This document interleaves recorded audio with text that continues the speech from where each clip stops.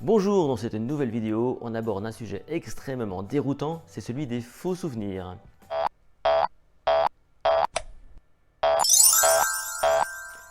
Je vous rappelle, et ça n'est pas un faux souvenir, que sur mon site https://lessecrets.com, vous pouvez télécharger une formation gratuite complète sur l'art de la mémoire, il suffit juste de s'inscrire.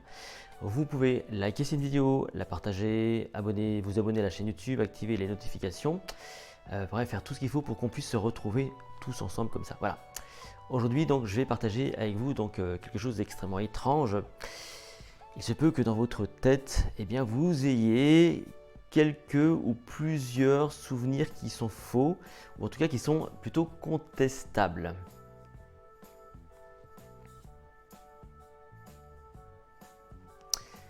Imaginez, des gens de votre famille vous racontent des informations, des récits, des histoires que vous avez vécues lorsque vous aviez 4, 5 ou 6 ans. Donc on vous les décrit, on vous montre quelques petites photos et parmi ces récits, il y en a un qui est faux. Il est faux, mais il est quand même documenté par de fausses photos. Tout ça est mêlé dans le vrai, donc il y a du faux, mais il y a aussi du vrai, beaucoup de vrai. Et à la fin de tout ça, donc on vous demande donc de commenter ces récits, de voir un peu comment vous les avez vécus.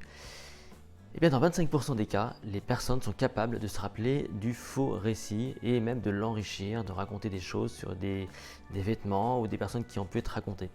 C'est en 1995 que Elisabeth Loftus, cette chercheuse que vous voyez à l'écran, et auteure d'un livre qui s'appelle Le syndrome des faux souvenirs, a mené justement cette étude auprès de personnes, des étudiants notamment, et donc on leur a raconté des récits, et à travers ces récits, donc elle a pu mettre en évidence que les gens étaient capables comme ça donc de s'approprier l'information. Notamment, l'un de ces récits consistait à dire aux enfants qu'ils s'étaient perdus dans un centre commercial et que c'était une vieille dame qui les avait ramenés à leurs parents. Et là, elle remarque effectivement un quart des gens, un quart des personnes interrogées sont capables effectivement de s'en rappeler et en plus donc de l'enrichir. Alors, comment ça marche les faux souvenirs ?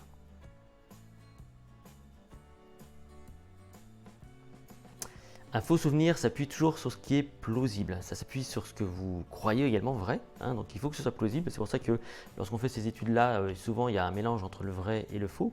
Par exemple, donc on peut manipuler comme ça votre mémoire et lui inculquer, si vous voulez, des souvenirs qui sont faux. Par exemple, quelque chose de très célèbre, c'est Staline qui, dans les années 30-40, plutôt 1940, donc au moment de la Grande Purge, il a tout mis sur le dos de son chef de police, je crois, qui s'appelait Lejov, qui a été fusillé en 1940, qui est évidemment impliqué là-dedans, mais pour impliquer l'idée qu'il n'était pas rattaché à cette personne, vous voyez, sur cette photo que vous avez à l'écran, eh bien, il y a la photo avant et après, donc Staline a pris soin donc d'effacer littéralement cette personne, donc ce monsieur qui s'appelait Lejov, de la photo et littéralement de l'histoire, de façon à ce que plus personne ne s'en rappelle.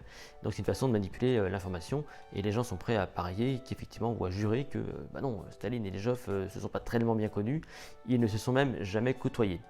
Donc des exemples comme ça, il y en a plein.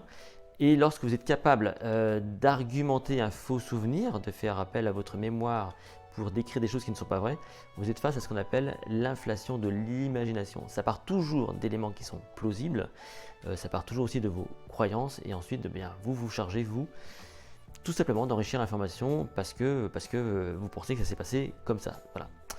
Alors, qu'est-ce qu'on peut conclure de tout ça ? D'abord, ça laisse songeur quand on parle de témoins. Hein. Ça, vous imaginez bien, lorsqu'on fait appel à des témoins dans une scène de crime, qu'est-ce qui nous prouve que la personne a vraiment vu ce qu'elle dit? C'est pour ça qu'on fait appel à différents témoins pour avoir comme ça, qu'on puisse comme ça donc comparer les récits et dénicher ce qui est vrai. Donc ce qui est commun va sans doute être vrai et ce qui n'est pas commun peut-être on va dire soumis au questionnement. Parmi toutes ces choses, rappelez-vous que tout part aussi de votre capacité à croire les choses. Est-ce que vous croyez ou pas? Est-ce que vous avez de l'appétence pour une source d'information ou pas? Je prends un exemple très simple. Aujourd'hui, voilà, c'est au moment où je fais cette vidéo, il y a énormément, si vous voulez, de débats sur la chloroquine et puis sur le professeur Raoult ici. Et donc on est peut-être face à ce qu'on appelle une distorsion. La distorsion, c'est quoi? C'est que voilà, vous êtes plutôt vous apte à croire ce type d'information, vous êtes plutôt séduit par ce type d'information. Et donc, suivant si Raoult est pour vous quelqu'un de bien ou pas, vous allez croire ou pas et accepter pour vrai ce qui est dit. Et vous rappelez que ce qu'il a dit est vrai, ou alors vous rappelez les choses qui sont plutôt vraies et au détriment des choses qui sont fausses. Voilà, je n'ai pas d'avis particulier sur la question. Hein. Ce que j'essaie de vous dire, c'est que à travers les faux souvenirs, on aborde ce sujet donc de la distorsion. Rappelez-vous que c'est une question aussi d'imagination. Il y a eu des études faites qui ont d'ailleurs fait polémique. Dans les années 90, aux États-Unis, il y a eu une forme de psychothérapie de la mémoire qui a été mise en place. Donc en gros, sous hypnose, on tentait de faire émerger des souvenirs à des personnes ou à leur faire oublier des choses. Et qu'est-ce qui s'est passé? C'est qu'il y a eu des tas de procès liés notamment aux attouchements sexuels, à l'inceste, etc. où des jeunes patients partageaient des souvenirs qui n'étaient pas vrais. Parce que sous hypnose, en fait, on peut aussi faire marcher son imagination. Et l'hypnose, on va dire, exacerbe l'imaginaire et permet sans doute d'aller un peu plus loin. Et pour un peu que le praticien met sur la voie de, on va créer chez le patient donc, ce qu'on appelle un faux souvenir. Et Elisabeth Loftus, donc, la chercheuse dont je parlais au départ, a été extrêmement impliquée dans des procès, notamment pour savoir ce qui était vrai, ce qui n'était pas vrai, dans notamment des accusations de viol de parents sur des enfants. Bref, un sujet un peu glauque, mais que vous pourrez retrouver dans son livre Le syndrome des faux souvenirs.